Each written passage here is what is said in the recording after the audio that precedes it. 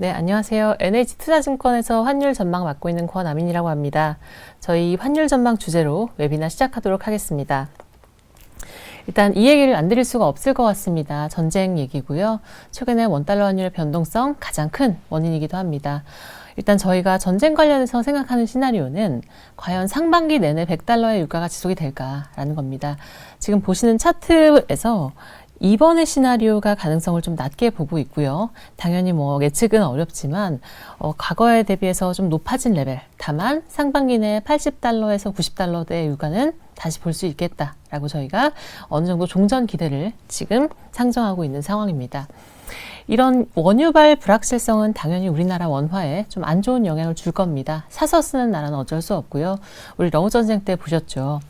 원화 입장에서는 일단 두 번째 그림을 보셔야 되는데 유가와 그대로 연동이 된다라고 생각해 주시면 좋을 것 같습니다. 그만큼 비싸게 사와야 되는 거기 때문에 최근에 원달러 변동성의 가장 큰 원인 중에 하나다라는 말씀을 드리고요.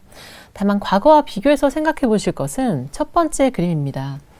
원래 이제 유가가 움직이면 한 3, 4개월가량의 시차를 두고 우리나라 수입 물가에 좀 반영이 됐었는데 최근에 보시면 그 연동이 좀 더 빠르고 강해진 양상이다라고 저희는 보고 있습니다.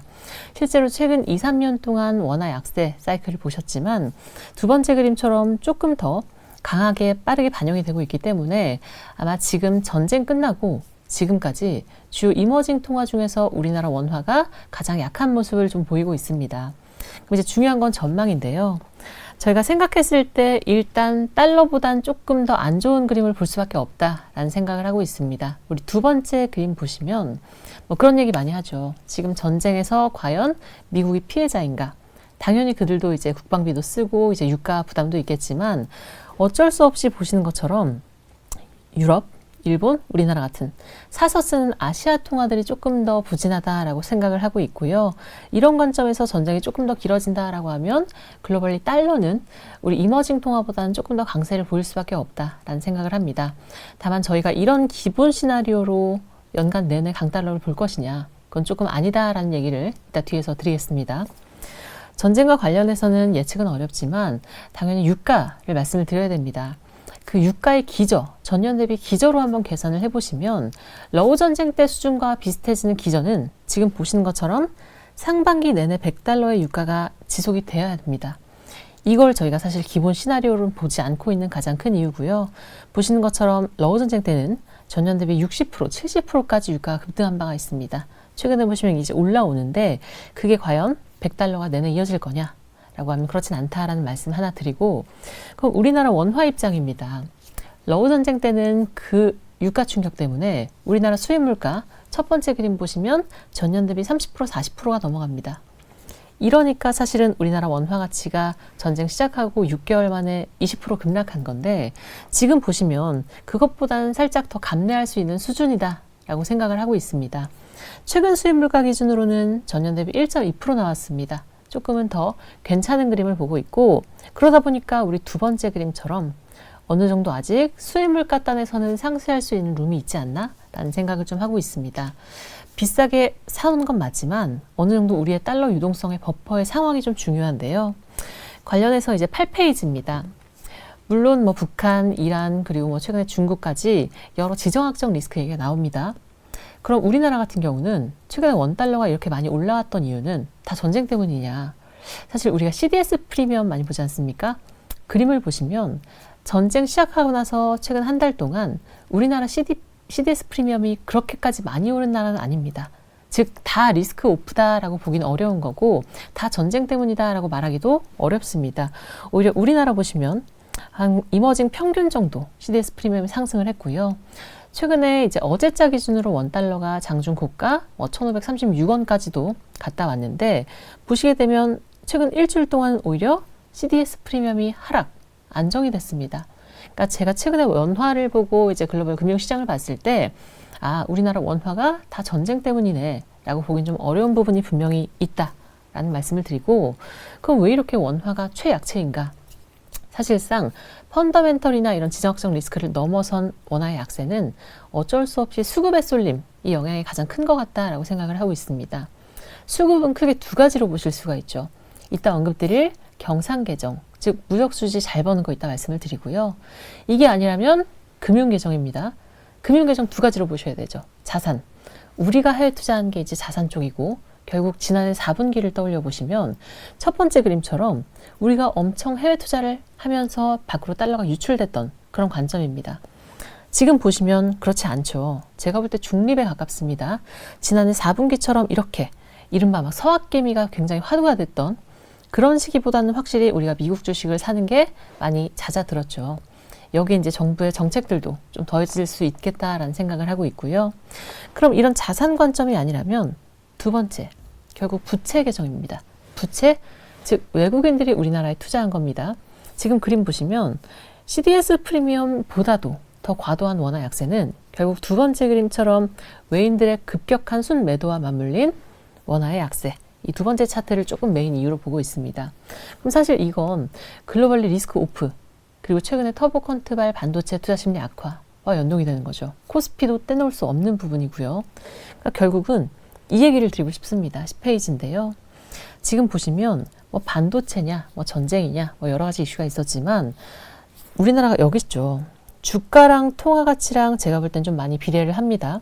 전쟁 직전에 우리나라 분위기 떠올려 보시면 시장이 너무 좋았습니다. 뭐 미장 팔고 국장 사자라는 분위기가 있을 정도였는데 그렇게 많이 올랐기 때문에 최근에 주가도 환율도 낙폭이 좀 컸다라고 보고 있고 비슷한 그런 자원 수입국 혹은 비슷한 반도체 관련해서 일본, 대만, 독일이 여기 있습니다.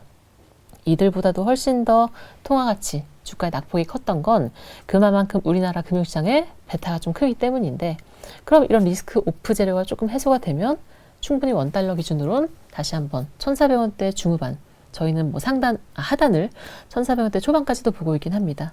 충분히 더 내려갈 수 있겠다. 최악의 시나리오를 가정하면 보시는 세 번째 줄입니다.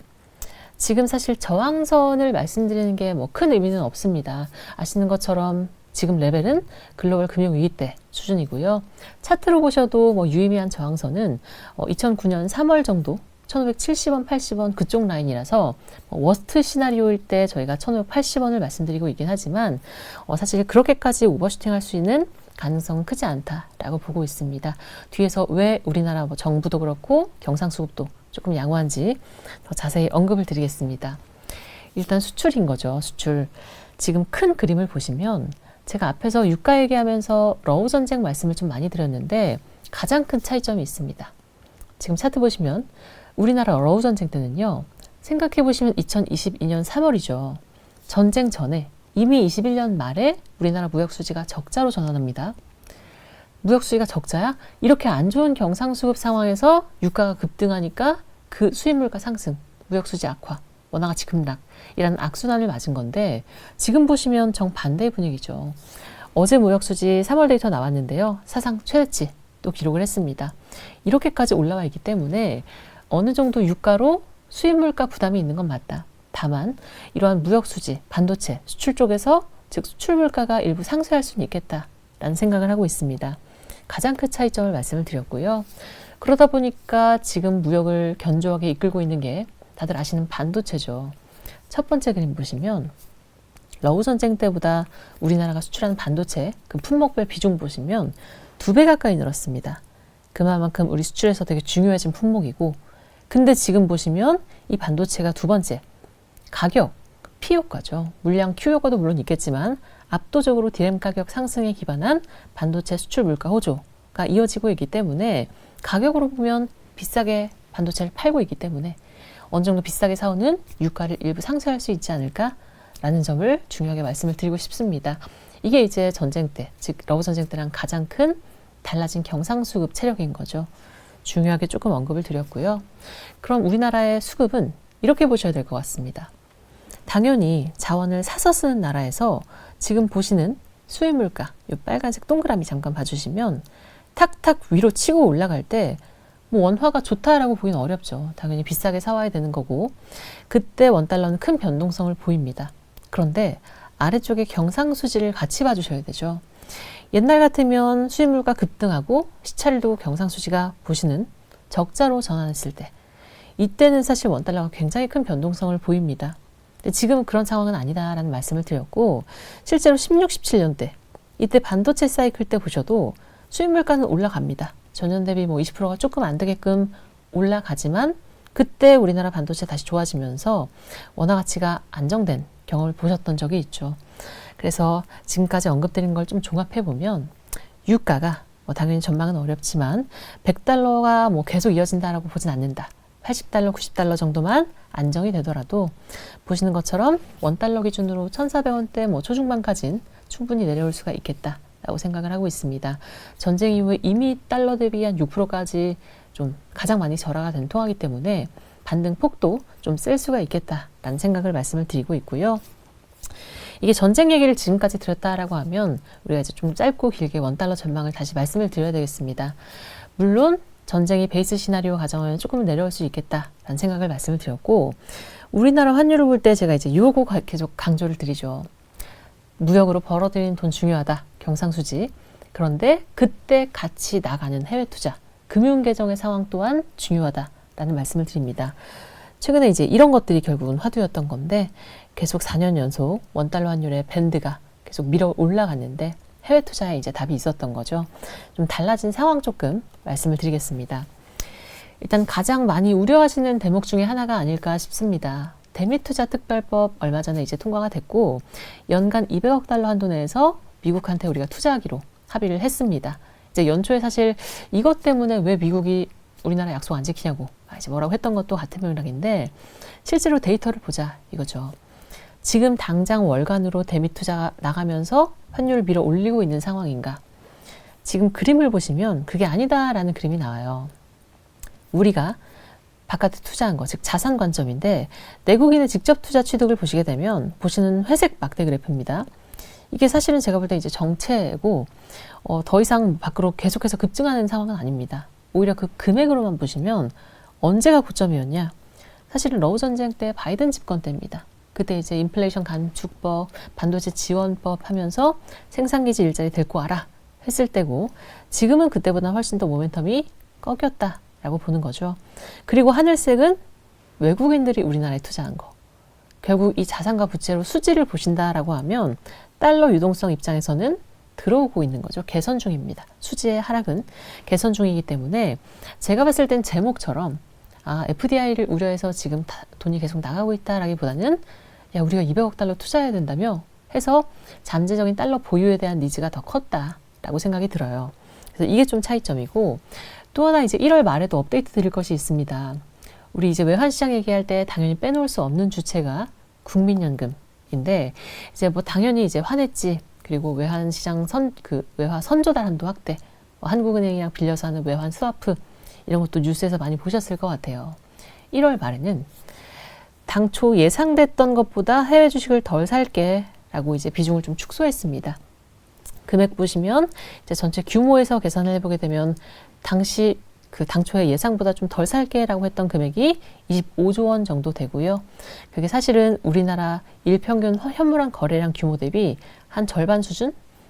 큰 금액이다라고 생각이 돼요. 그래서 아마 원래 이만큼 달러가 필요했다라고 하면 그보다 좀 덜 사는 거 역시도 현물환율 하락 기대가 조금 더 반영이 되지 않을까라는 생각을 하고 있고 두 번째 그림은 또 다른 얘기입니다. 우리 이제 연기금, 공제회 여러 가지 이제 기관들이 있지만 기금들이 즉 공제회들이 환 오픈으로 그들이 수익률을 조금 개선했어라고 해도 우리 그거 이제 기금운용 평가 대상에 안 넣을게 라고 하는 기금운용 평가 지침이 바뀐 게 또 있어요. 사실은 환 해지를 유도하는 거죠. 직접적으로 현물환 시장에서 달러 사지 말고 선물환 매도 통해서 자금 조달 시장으로 달러 사라 라고 이제 얘기를 하는 거기 때문에 이런 정책적인 의지가 최근에 보시면 원달러 환율을 더 밀어 올리지는 않고 있는 상황입니다. 여기에 더해서 이제 3월 마지막 주부터 주요 증권사들이 이제 내놓기 시작한 RIA 계좌, 국내 시장 복귀 계좌 이런 것들 말씀을 좀 드려보면 두 번째 도표입니다. 이게 사실 새로운 내용은 아니죠. 근데 이제 통과가 되고 이제 출시가 된 거죠. 12월 24일에 이미 다 나왔던 정책입니다. 그리고 증권사들 기준으로 3월 23일부터 이제 출시가 되고 이제 진행이 됐는데 보시게 되면 개인들 국장 돌아오면 세제 혜택, 정 미국 주식을 해외 주식을 해야겠으면 환해지를 해서 사라. 그리고 기업들의 경우는 갖고 있는 즉 해외 법인에 유보하고 있는 달러를 들여오면 세제 혜택 이런 식으로 계속해서 정부는 열심히 환율 안정에 대한 의지를 좀 꾀하고 있다. 라고 생각을 말씀을 드리고 있습니다. 사실 이런 것들이 메인이 되어서 원달러를 뭐 50원 내릴 거야, 80원 내릴 거야 라고 말씀드리기는 어렵지만 충분히 지금 레벨 1520원, 1530원대에서는 굉장히 강한 구두 개입이 나오고 있고 국민연금만 하더라도 일단 전략적 환해지가 가동 중인 레벨이기 때문에 저희가 추가적으로 뭐 이 레벨에서 더 우상향을 한다라는 환율 전망을 좀 드리진 않을 것 같아요. 조금은 더 아래쪽으로 기본 시나리오를 보고 있다라는 말씀을 드립니다. 오히려 우리나라 이제 펀더멘털을 조금 더 말씀을 드리고 싶은데 우리 연말 연초에 한국 분위기 되게 좋은 걸 기억을 하실 것 같아요. 성장률 전망이 조금씩 많이 올라왔던 그 반도체 주도로 그런 시기가 있었고 그게 사실 흔하진 않습니다. 우리나라 같은 조금 저성장 국가에서 그림을 보시면 거의 한 5년 만에 처음 이 정도의 성장률이 상향이 된 거거든요. 성장률이 상향이 됐다라고 하는 거 당연히 그 중심엔 뭐 수출이고 반도체고 그렇습니다. 근데 문제는 어쨌거나 한 나라의 펀더멘털이 좀 개선이 되면 그 나라의 통화는 조금 강해져야 되는 게 맞죠. 과거에도 그랬다라는 게 첫 번째 그림이고요. 아까 보셨던 성장률 올라갔던 시기, 그때 이제 4분기를 T로 잡고 그림을 그려보게 되면 그 시점 이후에 원달러가 조금 계절적으로 하락한 것도 맞습니다. 오히려 과거의 성장률 개선 때 환율이 좀 좋았네, 원화 가치가 좀 좋았네. 근데 왜 이렇게 지금은 성장률, 뭐 수출, 반도체 알겠는데 좀 덜 좋았냐? 라고 하시면 이런 경우는 사실 결국은 수급이다라는 말씀을 드리죠. 두 번째 도표입니다. 조금 중요하게 보고 있는 데이터인데 우리 거주자 외화예금이에요. 한국은행이 이제 발표하는 데이터고 한국의 거주자 외화예금이 이제 이렇게 있으면 85%가 기업, 86%가 달러입니다. 그만큼 기업들의 뭐 우리 더 잘 아시지만 뭐 내고 물량이라든지 그런 계속 물량들이 얼마나 달러를 풀 건데 라는 것들이 이제 외환시장에서의 화두인데 제가 볼 때 두 번째 그림 보시면 작년에 11월 말 대비 12월 기준으로 보시면 이렇게 달러를 쌓아놓았던 적이 있던가 싶은 데이터입니다. 즉 12월에 거주자 외화예금이 급증을 했고요. 근데 사실 분위기 떠올려 보시면 원달러가 많이 올랐단 말이에요. 근데 이따 보여드리겠지만 환율이 조금씩 올라갈 때 우리 소위 내고 물량이라고 해서 어느 정도 좀 내놓죠. 그래서 이제 차익 실현도 좀 해야 되고 필요한 원화를 좀 공급받기도 하는데 작년 4분기엔 전혀 내놓은 게 없이 계속 달러를 쌓기만 했다라는 그림이 됩니다. 이거 다시 말하면 달러 매도 물량이 잠재적으로 충분히 있다라는 거고 지금 정부는 계속해서 이 기업들 통해서 좀 달러를 좀 내놓게끔 내고 물량을 좀 출하게끔 이런저런 정책을 내놓고 있는 거죠. 그러니까 제가 봤을 때 물론 대미 투자도 그렇고 잠재적인 달러 선호도 그렇고 이게 다 나온다라는 말씀을 드리기는 어렵지만 일부 달러 고점 인식, 지금처럼 환율 고점 인식이 있을 경우 추가적으로 내놓을 수 있는 가능성은 있다라고 생각이 듭니다. 오히려 20페이지를 보시면 우리나라 두 번째 그림입니다.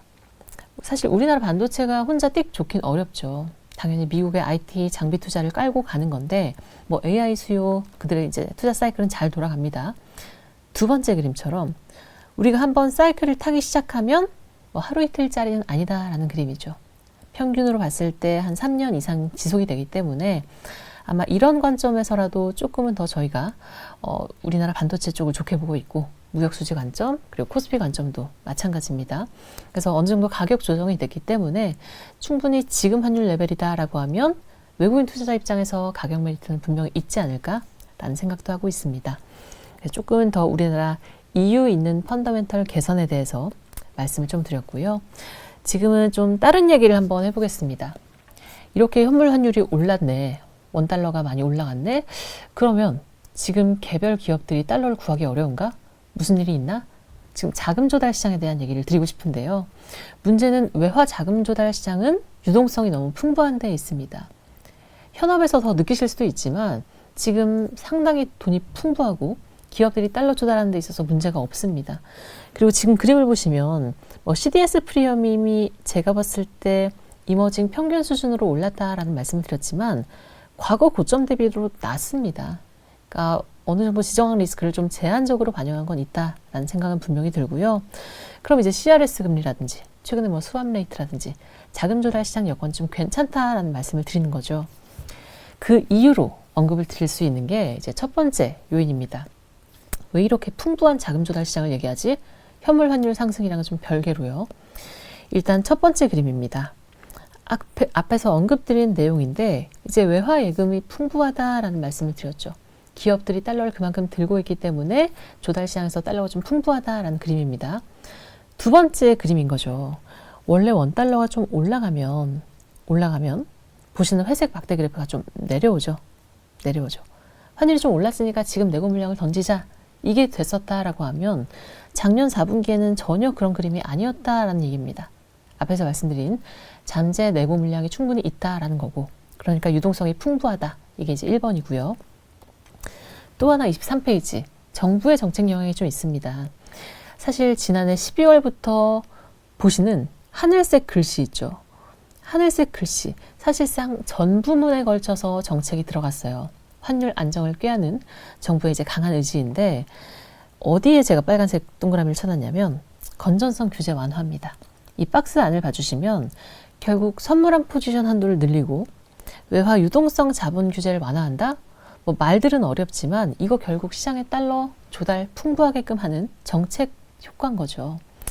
개별 은행들, 국내 법인들로 하여금 달러 차입을 더 쉽게끔 해서 자금 조달 시장에서 달러를 공급하자. 이게 이제 결국 대차 시장이기 때문에 여기서 돈이 풍부하게 풀리면 매매 시장인 현물한 시장에서 원달러가 막 밀어 올라가지는 않습니다. 지금은 수급 이슈니까 조금 차치하고 정책들도 역시 돈을 푸는 방향이네 라고 봐주시면 좋을 것 같습니다. 그리고 좀 다른 얘기지만 국민연금이 여기 있습니다. 공공부문의 외환시장 안정화 쪽을 보시게 되면 이게 말은 더 어렵습니다. 근데 1번 외환스와프 확대 이거 뭐죠? 국민연금은 가만히 있어도 이제 원화가 쏟아져 들어오니까 해외 주식을 계속 해야 되는데 해외 채권 대체 마찬가지입니다. 한 번에 달러를 많이 사면 현물화 시장에 가파르게 환율 상승 효과가 있을 수가 있죠. 그러지 말고 외환 스와프 확대, 한국은행에서 빌려서 사 이거고요. 두 번째, 전술적 전략적 환해지. 지금 보시는 내용이죠. 레벨이 조금 높으니까 지금은 수요가 환해지를 해서 달러를 조달해라 라는 거고, 그럼 직접적으로 현물 환율 시장에서 달러 바이 효과가 사라지는 거죠. 그리고 세 번째, 빌려서 사고 환해지를 해서 샀다. 근데 이제 세 번째는 뭐냐면 좀 미리미리 사. 한 번에 우왕 하고 사지 말고 선 조달, 미리 땡기는 한도를 좀 더 늘려놔 라고 하는 거라서 제가 봤을 때 당국의 개입, 의지, 여력도 다 충분하다라고 생각이 돼요. 그래서 어느 정도 이런 조치들을 거쳐서 환율이 조금 안정될 수 있는 가능성도 있겠다라는 생각을 말씀을 드리고, 다시 본론으로 돌아와서 세 번째 이유입니다. 우리 이제 결국은 외화 자금 조달 시장에서 이렇게 달러가 좀 풍부한 이유를 언급을 드리고 있는 건데, 마지막으로 그들이, 즉 외국인들이 우리나라 채권을 좀 많이 샀습니다. 이게 이제 첫 번째 그림인 거죠. 작년 기준으로 보시면 외국인들이 우리나라 채권을 엄청 삽니다.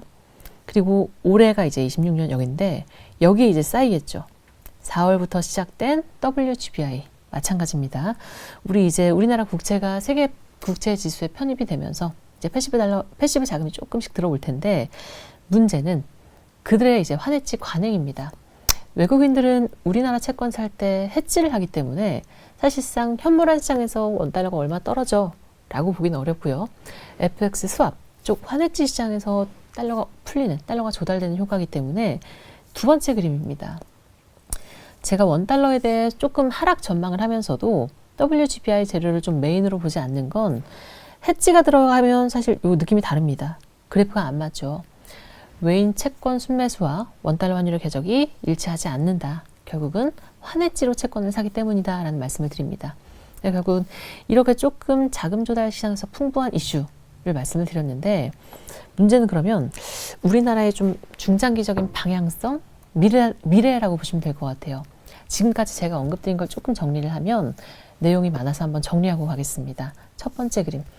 제가 봤을 때 우리나라 전쟁 얘기, 경상수지가 양호하고 자금 조달 시장에서 외화 유동성이 풍부하니 과거와 같은 사실 충격은 제한적이다 라는 말씀을 드리고, 베이스 시나리오에서 1,400원대 초중반까지는 충분히 내려갈 수 있다라는 전망을 말씀드렸습니다.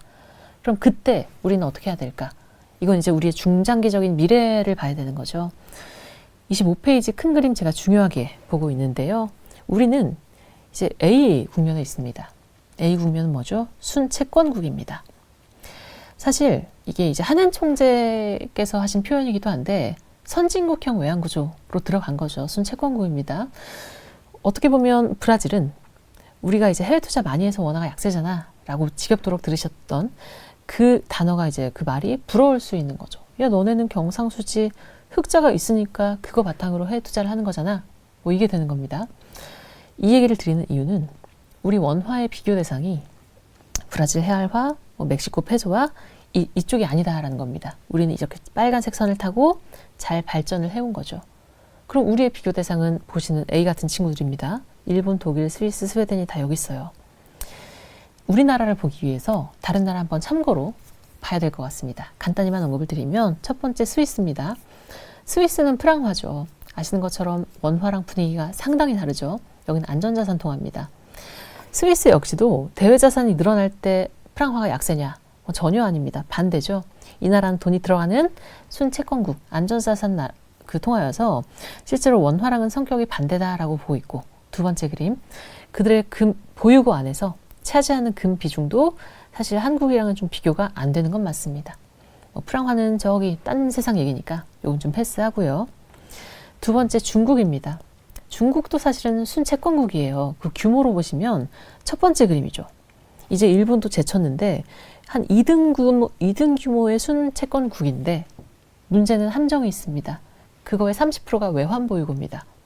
우리나라랑 완전 별개의 모델이죠. 우리는 경상 흑자를 바탕으로 민간에서 열심히 해외 투자를 해서 대외자산이 늘었다라고 하면 중국은 정부가 보유고를 쌓은 겁니다.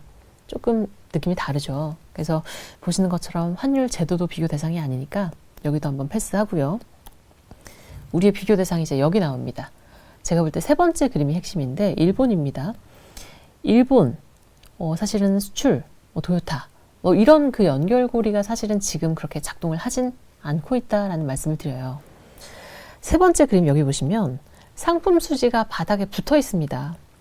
일본을 더 이상 수출로만 설명하기 어려운 거죠. 엔화도 안전자산의 역할을 못할 뿐더러 왜냐하면 이것보다 더 중요해진 게 여긴 거죠. 직접 투자 자산, 즉 일본이 바깥에 해외 투자한 거 말씀을 드립니다. 계속해서 우리나라 역시도 해외 투자 늘었으니까 원달러가 올라간다라는 말씀을 드리는 것처럼 일본도 마찬가지입니다. 과거 대비 달러엔 환율의 레벨이 바뀌었죠. 코로나 전에 보셨던 달러엔 기준 100, 110, 120 볼 수가 없다라는 거고 아무리 올해 일본은행이 금리 인상을 하고 연준이 인하를 해도 저희가 사실 달러엔 기준으로 말씀드리는 하단이 그래봤자 140, 135 정도입니다. 과거랑 좀 달라진 레벨은 결국 그만큼 그 나라가 해외 투자를 많이 하는구나 이거랑 연결이 되고요. 그럼 이제 중요한 게 우리나라겠죠. 이 얘기하려고 지금까지 다른 나라 본 건데요. 첫 번째 그림 보시면 우리나라는 들고 있는 대외 자산, 즉 우리가 한 해외 투자 중에 45%가 보시는 포트폴리오 투자입니다. 주식과 채권이죠. 야, 주식과 채권 이렇게 많아? 두 번째 그림 보시면 주식이 채권의 3배 이상입니다. 그만큼 우리가 해외 주식을 압도적으로 많이 들고 있는 나라고 중요한 게 이제 세 번째 그림입니다. 이렇게 해외 주식이 많은데 우리 이거 다 누가 들고 있어? 세 번째 그림 보시면 일반 정부 공적연금이죠. 국민연금, 사학연금 같은 연기금이 여기 있습니다. 서학개미 하지만 그들은 여기 까만 점선, 이 모멘텀이 올라온 건 맞죠.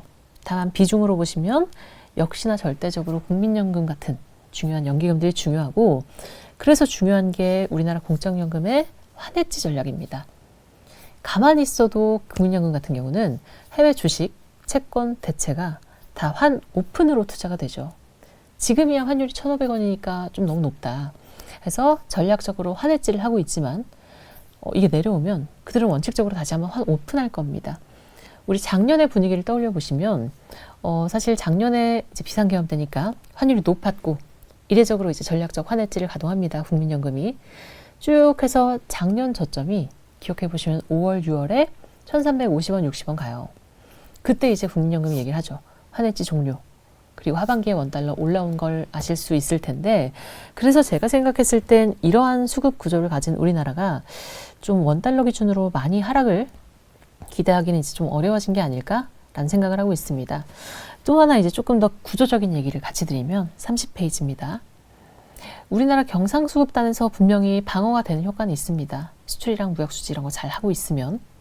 근데 문제는 과거에 잘 맞던 것들이 이제 안 맞기 시작하는 거죠. 우리나라가 이렇게 반도체 수출을 잘하고 있지만 글로벌 수출 시장에서 차지하는 우리나라 점유율을 보시면 17년 대비 못합니다. 이게 이제 조금은 뭐 중국도 그렇고 베트남도 그렇고 약간의 바통 터치한 느낌도 있어요. 과거엔 잘 맞던 수출 모멘텀이 수출은 여기 있는데 원화는 여기 있네. 이제 이게 되는 거고, 그럼 사실 중요한 게 좀 더 따로 있다라는 느낌을 받으시겠죠. 수출로 설명이, 무역 수지로 설명이 안 되면 이건 경상 계정이니까 제가 계속 강조드리는 해외 투자. 이 금융 계정을 보셔야 됩니다. 31페이지입니다. 그냥 심플하게 우리나라에 들어오는 달러 공급을 계산해보자 라는 그림이에요. 무역으로 버는 경상수지 있고 여기에 더해야 되겠죠. 외국인들이 우리나라 산 거 더해야 됩니다. 여기에 빼야 되죠. 우리나라가 회투자한 거 빼야 되죠. 그렇게 1번을 계산을 하고 여기에 두 번째 FDI는 그대로 반영을 합니다. 이제 사실 주식은 환 오픈으로 투자가 되니까 다 반영을 하고요. 채권은 사실은 풀 해지가 좀 더 주요하니까 제가 그 비중을 조금 고려를 해서 계산을 해보면 지금과 같은 그림이 나와요. 3개월 뭐 이동평균으로 그려서 이제 좀 부침이 있어 보이긴 하지만 큰 틀에서 사실 잘 맞다가 제가 좀 안 맞는 경우는 지금 보시는 음영으로 표기를 했습니다. 여기서 이제 과거랑 좀 달라진 게 중요하게 있어서 이거 하나만 강조드리고 좀 마무리를 해야 될 텐데, 이제 여기입니다. 달러 순공급이 이렇게 빠집니다. 원화가 약세로 돼야 되겠죠. 근데 그렇지 않고 우리 그때 보시면 원달러가 900원을 갑니다. 지금 보시는 원달러 환율 역축입니다. 아니, 달러가 이렇게 공급이 떨어지는데 원달러가 900원을 가? 이건 뭐죠 결국? 현물화 시장이 아니라 자금 조달 시장에서의 이슈입니다. 아까 잠깐 말씀드렸던 선물함 매도 영역, 환해지의 영역인데요. 그 메커니즘은 조금 복잡하니까 제가 우측 상단에 조그맣게 썼습니다. 그 2000년대 초중반은 우리나라가 수주 호황기입니다. 그렇게 벌어들인 막대한 달러를 그대로 환해지를 막 단행을 하니까 선물함 매도를 받은 외은 지점이 얼른 본점으로부터 달러를 꿔오는 달러 차입이 늘어납니다. 달러 차입이 단기 외채가 늘어난다. 이게 우리나라 그 대외 건전성 측면에서 외채가 는다라고 안 좋게 보실 수도 있겠지만 더 중요한 건 첫 번째 수급입니다. 수급. 외채가 늘어나 달러가 들어오는 겁니다. 이렇게 차입금이 늘어나는 건 사실상 두 번째 그림처럼 원달러가 그대로 900원을 갔던 가장 큰 이유입니다. 자금 조달 시장에 달러가 쏟아지는 거죠, 막. 근데 문제는 지금 보시면 외채 달러 좀 늘어났는데 왜 원달러가 여기 있냐라는 거죠. 비중이 바뀌었습니다. 비중이. 그래서 이거가 좀 중요하게 언급을 드리고 싶은 내용입니다. 우리나라가 이제 좀 조달 환경이 중장기적으로 바뀌었다라고 저는 보는 건데, 옛날에는 달러 차입, 아까 말씀드린 단기 외채가 좀 메인이었어요. 두 번째 그림이죠. 그게 거의 뭐 그 대외 채무 안에서 85%까지 차지했으니까. 근데 이게 쪼르륵 줄고 뭐가 올라오냐면 통화 예금. 이게 결국은 그 외화 예금입니다. 그래서 다시 조금 풀어서 말씀을 드리면 이제 개별 기업들이 외부 차입을 통한 달러 조달이 아니라 내부에 있는 현금 쓰는 거죠. 내부 조달이 더 많아졌기 때문에 외채가 이렇게 늘어났다라고 한들 이거에 대한 절대 비중이 이때랑 아예 다른 거죠. 두 번째 그림 보시면. 그래서 제가 생각했을 때는 아예 조금 구조적으로 환율의 밴드가 과거와 같지 않을 수 있는 가장 큰 이유다. 그래서 결국은 이렇게 달러 순공급이 안 맞았던 이유에는 자금 조달 시장에서의 이슈가 있는데, 일단 지금 분위기는 조금 풀어주긴 했습니다. 그게 이제 첫 번째 그림이죠. 보시는 것처럼 조금은 유동성을 죄다가 지금은 좀 풀어주는 식으로 선물한 포지션 규제를 가져가고 있다. 이렇게 조금 이해를 해주시면 좋을 것 같아서 조금 내용은 어렵지만 2000년대 초중반 때 그런 환율을 봤는데 달러가 줄었는데, 근데 가장 큰 이유는 작은 조달 시장, 이 조달 환경이다라고 중요하게 조금 언급을 드리고 싶었고요. 그래서 이런 것들을 종합해보면 제가 계속해서 말씀드리는 밴드 얘기입니다. 밴드 34페이지고요. 저희가 올해 연간 하단으로 찍어놓은 숫자가 1390 정도 돼요. 작년 저점보단 위에 있을 것 같습니다. 최근에 그걸 반영해서 1420, 1430 그 정도로 하단을 보고 있긴 한데, 쭉 올라오는 가장 큰 이유는 첫 번째 그림처럼 해외 투자가 늘었기 때문이다. 구조적으로 올라오고 있다라는 말씀을 가장 중요하게 드리고 있고, 그럼 또 다른 질문이죠. 야, 우리가 이렇게 10년 만에 해외 투자가 늘었으면 이제 RI 기사도 뭐 들어오고 해서 좀 이제 진정되면 다시 우리나라 들어오면 원달러 좀 내려가는 거 아닙니까? 제가 볼 때 이 60% 있죠. 이 60%를 상대적으로 비교해보면 첫 번째 그림입니다. 우리나라 이제 60%입니다. 근데 우리 저성장, 저금리가 먼저 겪은 나라들은 일본, 독일 80%, 70% 넘어가죠. 이게 이제 밴드가 좀 올라갈 수 있는 가장 중요한 이유이고, 심지어 IMF는 우리나라 좀 더 빨리 갈 것 같다고 해서 2030년에 75%로 전망해놨습니다. 그러니까 조금은 밴드가 이렇게 우상향인데 그 안에서 이제 우리가 순환적인 전망을 좀 해야 되지 않을까라는 생각을 하고 있고, 실제로 60% 찍고 나서 일본도 독일도 뭐 4년 만에 다 70% 갔다라는 그림입니다. 그래서 이런 건 좀 여전히 구조적인 흐름이기 때문에 원달러 환율 조금 중장기 전망하시는 데 있어서 참고를 하시면 좋을 것 같고요. 플러스 알파로 이제 첫 번째 그림 하나만 더 언급을 드리겠습니다. 이게 이제 결국은 우리나라는 기축통화국이 아닌데 좀 정부 부채 속도가 빨리 많이 늘어나죠. 통화 가치가 좀 빨리 많이 내려왔다라는 그림입니다. 다른 선진국 대비해서 더 돈을 쓰고 있기 때문에 부채 비율과 통화 가치의 변화도 사실 아예 무관하다라고 보기는 어렵습니다.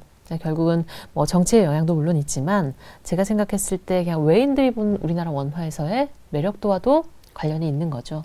그래서 이런 것들을 좀 중장기적으로 고려했을 때 어쩔 수 없이 우리나라는 두 번째 그림 보시는 것처럼 고령화 때문이라도 돈을 써야 되는 나라니까. 그래서 이런 것들을 보셨을 때 조금은 하락폭은 제한적, 그리고 밴드가 조금 올라갈 수밖에 없는 구조적인 이유로 해외 투자를 중요하게 언급을 드렸습니다. 오늘은 아무래도 좀 원달러 위주로 좀 많이 말씀을 드렸고요. 간단하게 미국 얘기 조금 드리면 37페이지입니다.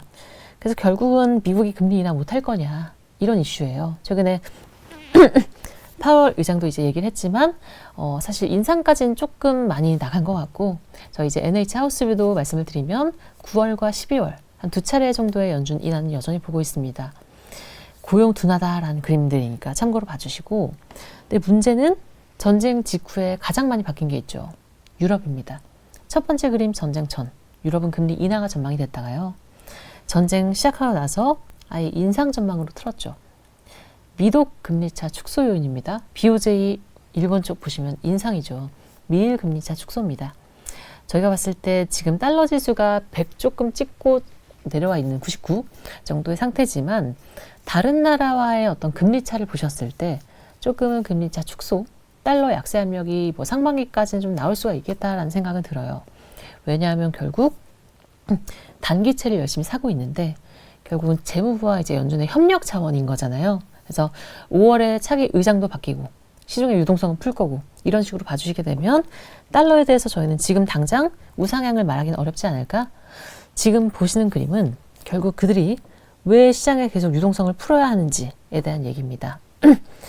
물가와 고용을 보고 실물 금리는 조정하겠습니다만 그 우리 연준도 투트랙 얘기하는 것처럼 자금 조달 시장에서는 계속 달러를 공급해야 되죠.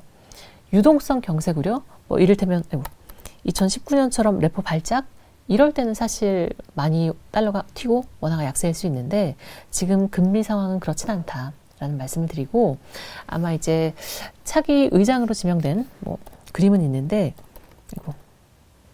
케빈 워시 이 지명자 봐주시면 쭉 해왔던 발언이나 어떤 기조 자체가 연준과 재무부의 협력을 좀 강조하는 편입니다. 제가 왜 계속 이걸 중요하게 언급을 드리냐면 트럼프 대통령이 제일 싫어하는 건 여전히 비용 상승입니다.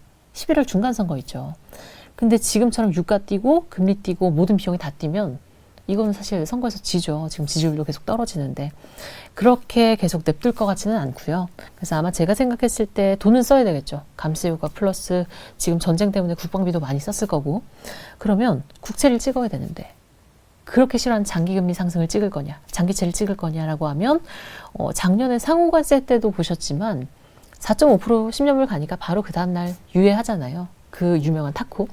그래서 제가 봤을 때는 단기채 중심으로 찍고, 그럼 그거 누가 소화할 건데 연준이 사주는 거죠. 지금 연초부터 계속 단기채 사고 있죠.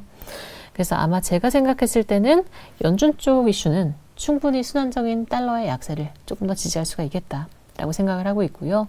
이런 상반기 유동성 이슈랑 맞물려서 우리나라 원달러 역시도 뭐 많으면 1,400원대 초반까지는 조금 내려갈 수가 있겠다. 그렇지만 저희가 여전히 중장기로 말씀드리는 구조적인 흐름들에서 많이 하락은 어려울 것 같다라고 생각을 하고 있고요. 그래서 이건 참고로 봐주시면 중간 선거 얘기입니다. 첫 번째 그림은 달러, 두 번째 그림은 원화.